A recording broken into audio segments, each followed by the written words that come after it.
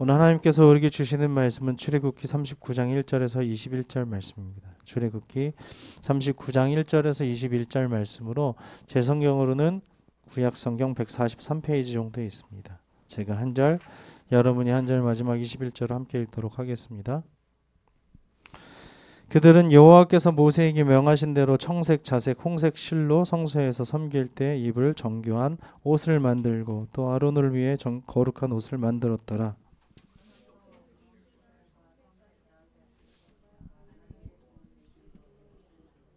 금을 얇게 쳐서 오려서 실을 만들어 청색, 자색, 홍색 실과 가는 배실에 섞어 정교하게 짜고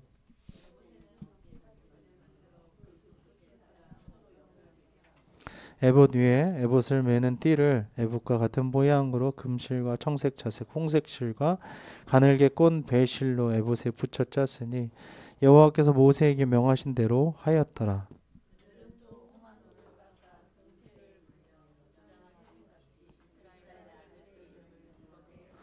에봇 어깨 바지에 달아 이스라엘의 아들들을 기념하는 보석으로 삼았으니 여호와께서 모세에게 명하신 대로 하였더라.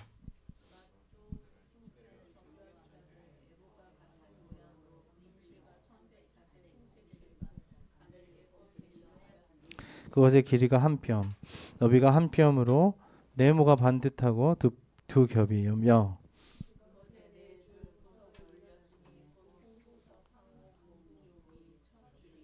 둘째 줄은 석류석, 남보석, 홍마노요. 넷째 줄은 녹보석, 호마노, 배옥이라 다 금태에 물렸으니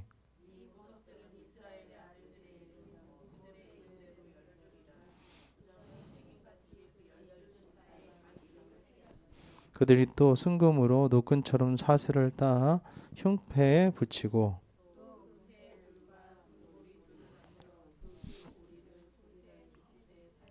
그 따은 두 금사슬을 흉패 끝 두 고리에 꿰매었으며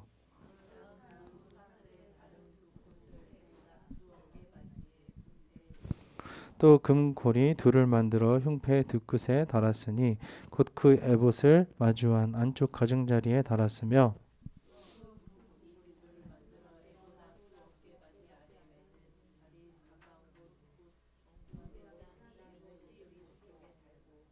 정세끈으로 흉패 고리와 에봇 고리에 꿰어 흉패로 정교하게 짠 에봇띠 위에 붙여서 에봇에서 벗어지지 않게 하였으니 여호와께서 모세에게 명령하신 대로 하였더라. 아멘.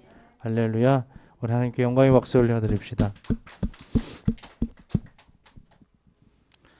우리가 입는 옷은 그 사람의 신분이나 하는 일들을 보여주는 것입니다. 특별히 이 세상에 옷이 처음 나왔을 때는 하나님께서 아담과 하와를 가죽 옷으로 지어 입히신 것을 우리가 볼 수 있습니다.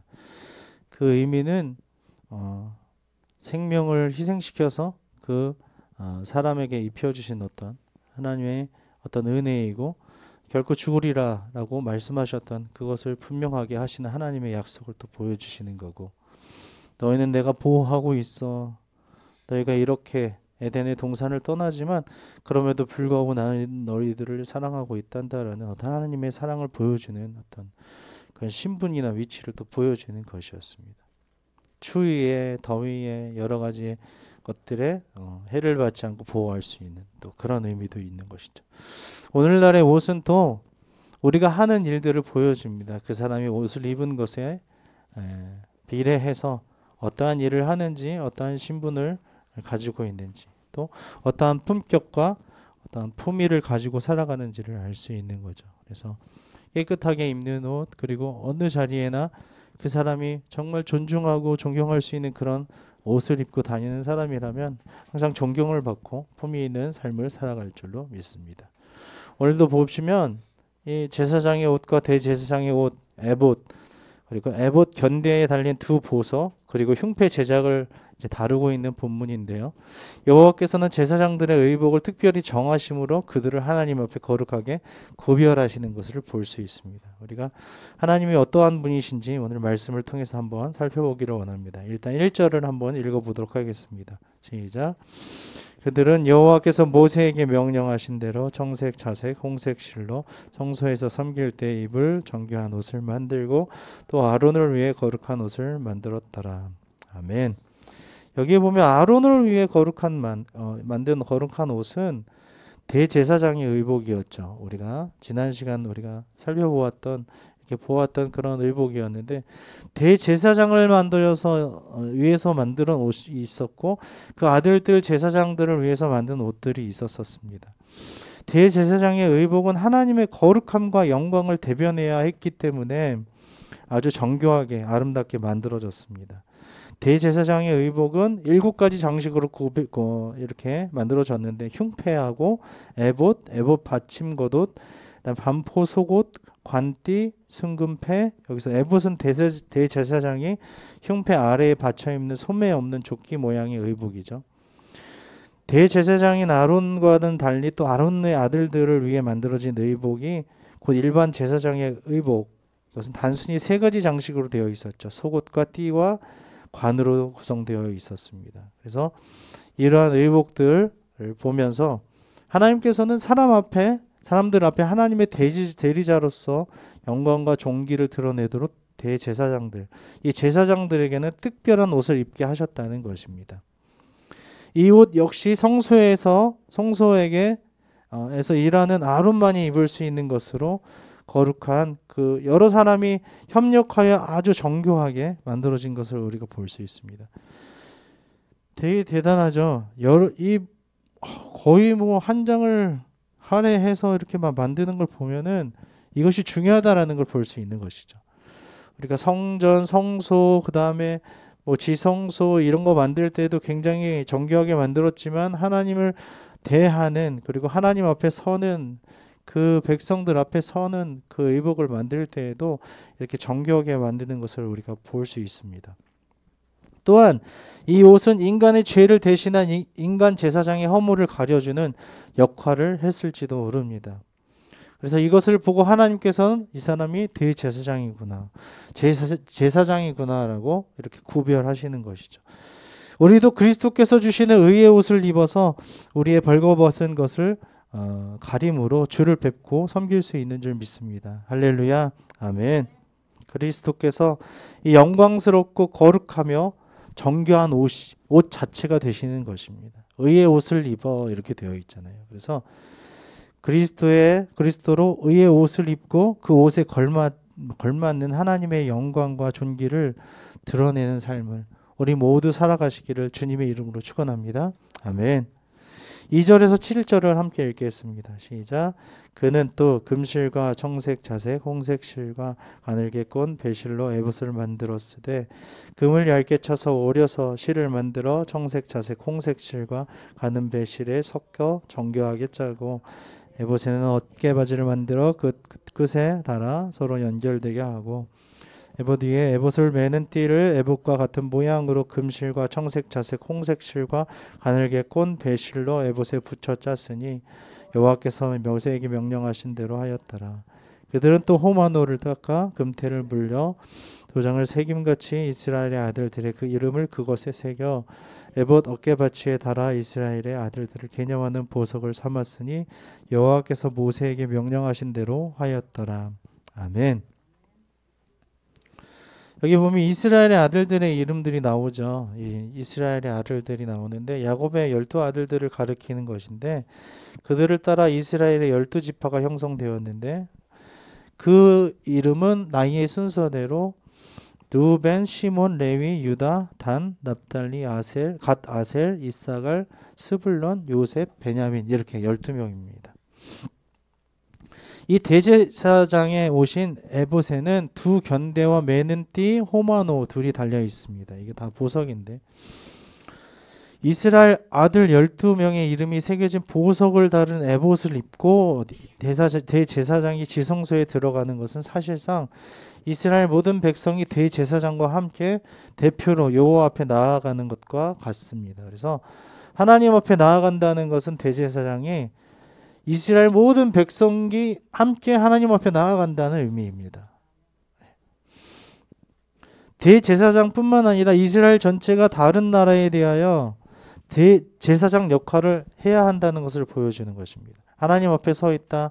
우리는 왕 같은 제사장이다라는 것들을 이미 구약 성경에서 보여주는 것입니다. 우리도 마찬가지입니다. 우리는요, 이 세상 속에 살아가고 있지만 하나님께서 선택하신 왕 같은 제사장인 줄 믿습니다. 아멘. 그러한 거룩한 직분을 가지고 있어요. 우리 몸은 거룩한 성전이에요. 우리는 왕 같은 제사장이에요. 라고 하나님께서는 우리에게 말씀하시는 것입니다. 우리는 세상에 하나님을 드러내고 인도하는 제사장 역할을 잘 감당해야 하는 그런 사람들입니다.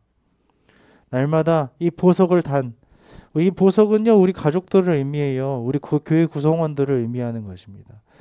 예수님께서 우리를 통해서 우리를 위해서 무엇을 행하셨는지를 보여주는 보석이라는 것입니다. 그 옷이라는 것입니다. 우리 눈에는 안 보이지만 하나님께서 우리에게 입혀주신 그의 옷을 입고 제사장으로서 대제사장이신 예수님을 따라서 우리가 그렇게 빛의 자녀로 세상에 하나님을 드러내고 인도하는 그런 삶을 누리며 살아가시기를 주님의 이름으로 축원합니다. 아멘. 8절에서 21절인데요. 여기는 읽지 않겠습니다. 긴데 여기 보면은 여러 가지가 나오죠. 판결 흉패도 나오고 그리고 흉패에 달린 12보석들도 나옵니다. 근데 흉패는 대제사장의 에봇 위 가슴 부위에 매는 네모 반듯한 모양의 패를 가리키는 것입니다. 그래서 이 흉패 안에는 국가적인 중대한 사안에 대해서 하나님의 뜻을 물어 판결하는 우림과 둠림이 있다고 했죠. 이것이 있기 때문에 주사위 같은 그것이 있다고 했죠. 그래서 그런 것이 있기 때문에 판결 흉패라고 불리기도 했고요. 또 흉패에 달린 12개의 보석들은 이스라엘의 12지파를 상징하는 것이고, 그것이 대제사장의 가슴에 달려있는 것은 하나님께서 언약 백성 이스라엘을 잊지 않고 항상 기억하고 돌보신다는 의미라는 것을 우리가 지난 시간 살펴보았습니다. 또 거기에 흉패에 달린 사슬과 고리는 무슨 용도였냐면은 흉패를 에봇 두 어깨받치의 금태에 단단히 매어 고정시키기 위한 용도로 사용된 것입니다. 즉 흉패에는 모두 4개의 고리가 있었는데 흉패 윗부분의 두 고리는 어깨바지에 양 고리에 사슬에 매어졌고 흉패 아랫부분의 두 고리에는 에봇의 띠 위편에 달린 사슬로 매어져 있는 것입니다. 그래서 그것이 단단하게 견고하게 부착되어 있는 그런 이유가 그 고리들이 4개가 부착되어 있기 때문에 흉패에 단단하게 붙여져 있다라는 것입니다. 좀 전에도 말씀드렸지만 이 판결 흉패를 보시면 하나님께서 그 하나님의 뜻을 선택하실 때, 전달하실 때에 사용했던 그런 매개물이고요. 그 매개물로서 성막과 같은 재료로 만들어졌다. 이 흉패 안에는 우림과 둠림을 두도록 하셨는데, 그리고 아론은 성소에 들어갈 때마다 이스라엘의 아들들의 이름이 기록된 이 흉패를 가슴에 붙여서 여호와 앞에 영원한 기념이 되도록 했습니다. 여호와께서는 우림과 둠림으로 이스라엘을 공의롭게 다스리시고 그 백성이 해야 할 일들을 지시하셨다는 것입니다.